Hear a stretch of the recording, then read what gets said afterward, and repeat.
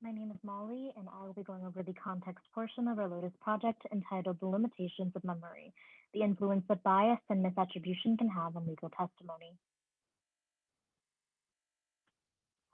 In the year 1990, George Franklin was wrongfully convicted for the murder of his daughter's childhood best friend based on a memory recovered during therapy. Under further investigation, her claims were found to be erroneous. While Franklin's daughter did have accurate details in her recovered memory, these details were publicly published in the news. Other details, such as time and place, were inconsistent with the evidence found. Furthermore, when held against cognitive psychology research, it is more likely that the memory she recalled was unintentionally implanted by her therapist. Research that came out during the trial recognized the possibility of implanting partial or complete false memories under the right circumstances. Although George Franklin has since been exonerated, his daughter still stands by her accusations. This case is but one example of numerous cases in which memory malleability and the belief in oppression has led to dire consequences. Throughout the 1990s, following George Franklin's case and that of many others, the name memory wars came to define the ongoing dispute between some clinicians and memory scientists about the reliability and validity of repressed memories. Clinicians who believe in the legitimacy of repressed memory not only deemed it possible for a person to repress the memory of a traumatic event, but also that it was integral for the patient to recollect the stressful memory in order to heal. Memory scientists, on the other hand, have been more apprehensive to accept the legitimacy of repressed memory. Rather, their research has shown that memory is imperfect, that stress often heightens memory rather than suppresses, and that it is possible to create and implant at least partial and false memories of stressful events.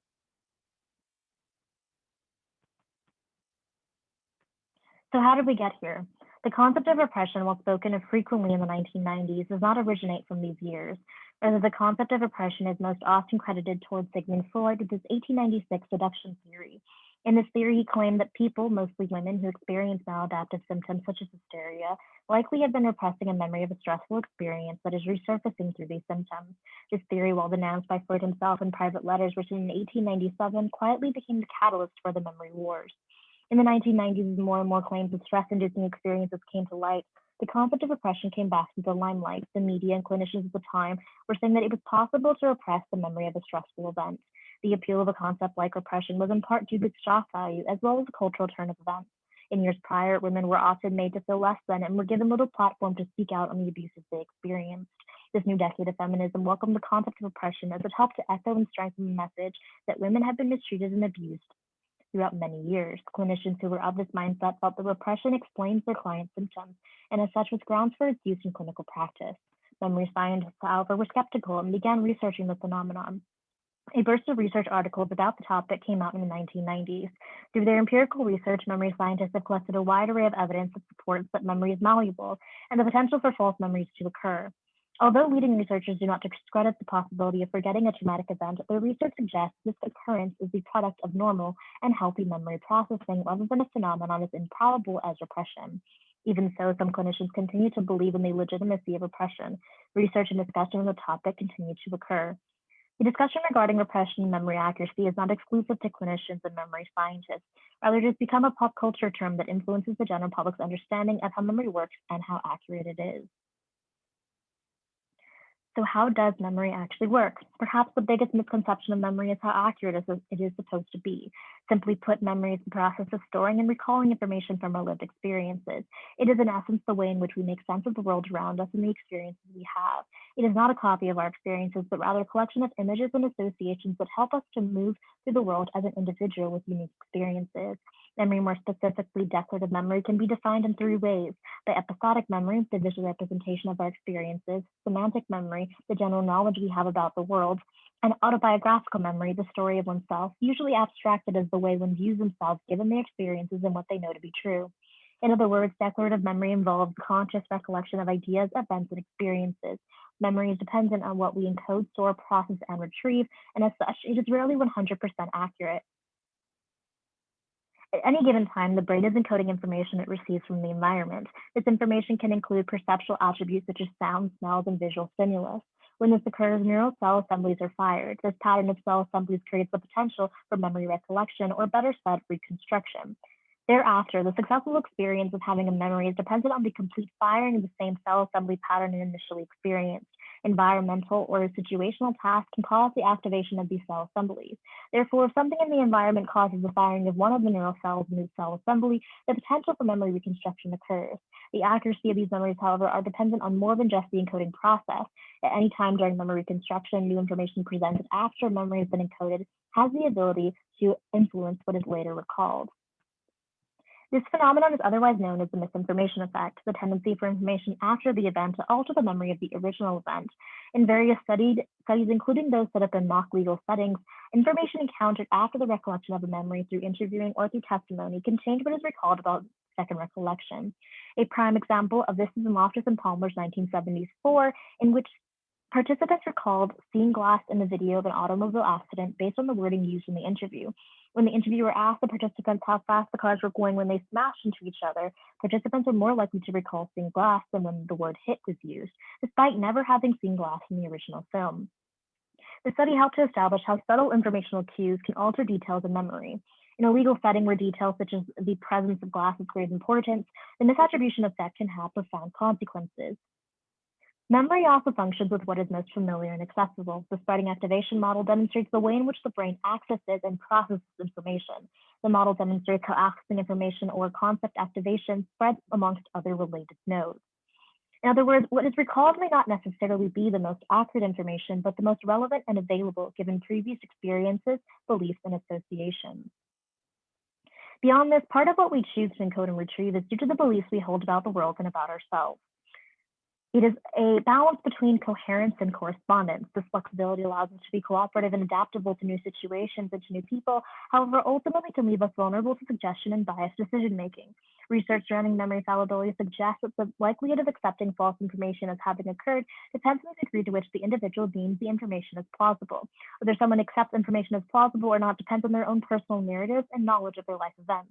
As such, people are more likely to construct a false memory when the information fits in with their self-narrative. Any information that goes against this acts as a buffer. On the other hand, introducing false information with information known to be true by the individual can encourage false memory creation. The self-memory system can be used to understand the way in which memories contribute to a person's self-narrative, identity, and schemas. His model illustrates that a match between episodic elements and conceptual frames leads the way for the creation of simple episodic memory, or SEM. An SEM can include vague images and details, but would not be described as a fully developed memory. With further effort or more relevant frames, multiple SEMs can come to mind, creating the complex episodic memory, or CEM, that tells a story. If CEMs are recalled a number of times, they can become easily recalled and become general events categorized by lifetime periods from which the conceptual self can pull from to create a life story, self-image, beliefs, values, and attitudes. Over time, CEMs that become general events become semantic self-knowledge and are the building blocks for one's identity and self-concept. This creates an autobiographical memory. In addition to our memories, the conversations that we have with those around us, especially our caregivers, provides us with the guiding information that helps to shape our autobiographical memory.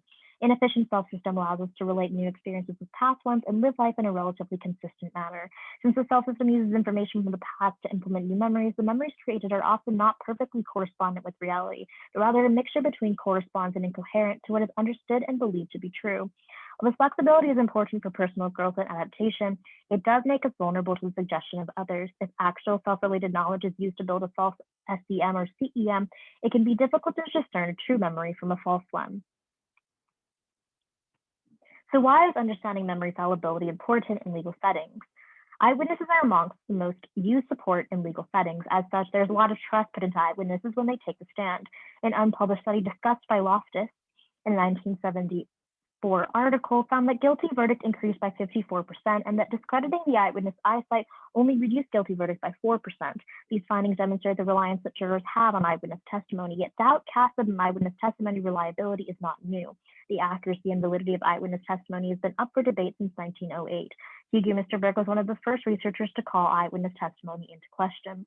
The findings of his research suggested the limitations of eyewitness testimony and have been echoed by current research. Some of the main arguments made by Mr. Berg are that leading questions can change the answers that eyewitnesses provide regarding the recollection of an event, that the accuracy and the perception of an event is reduced when there is limited attention, and the confidence of an eyewitness does not suggest greater accuracy. More recent research in memory fallibility in legal settings affirm many of Mr. Burke's arguments and have been expanded on. One study found that eyewitness confidence has a profound impact on the jury's verdict, regardless of correct identification. Even so, in their study, eyewitness confidence could be impacted by the simple prediction of or information presented in a co-witness statement. Other recent research suggests that simple things such as witness conversing, exposure to media, sharing false information, an interviewer using extreme or aggressive language when addressing the witnesses, or being exposed to other suggestions can influence witness responses and their memories. When exposed to this kind of suggestion, witnesses can develop distorted memories, or in the most extreme cases, full memory fabrication. In several studies with varying criteria and situations, researchers were successfully able to create false memories in at least some of their participants. So what is our takeaway message? Given the information presented, we make the argument that memory is not meant to be accurate or used in the way in which the legal environment demands to be used. At best, memory provides us with the ability to make educated guesses on the best decisions to make. It allows us to use prior experiences to inform future decisions. It is designed to be flexible and malleable so we can continue to adapt to new challenges and situations. As it stands today, the legal environment does not respect the normal workings of memory and expects it to be something it is not. The over-reliance on such is what leads to injustice. Please watch part 2 for a breakdown in the current research on memory use in the legal environment and why it matters.